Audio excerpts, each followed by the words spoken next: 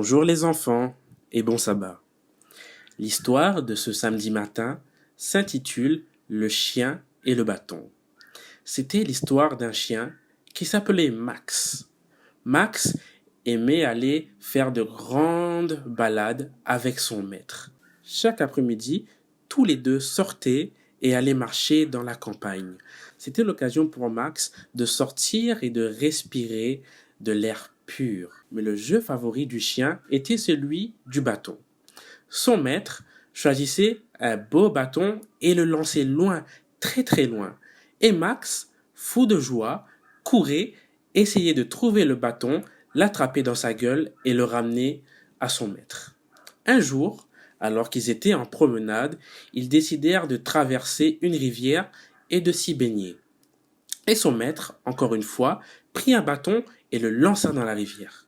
Max courut et put s'emparer du bâton, et il courait en revenant vers son maître avec le bâton dans la gueule.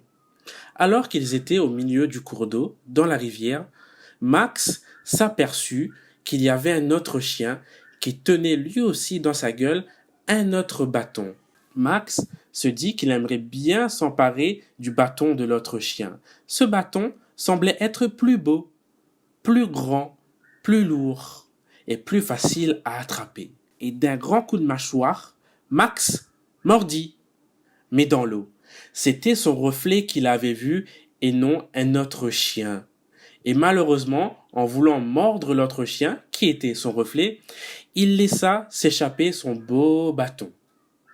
La morale de cette histoire, les enfants, c'est qu'il ne faut pas convoiter le bien des autres. Lorsque nous convoitons le bien des autres, nous perdons souvent ce que nous possédons.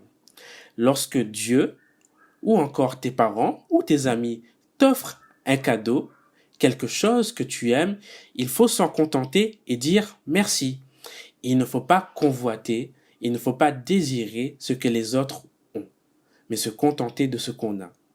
Bon sabbat!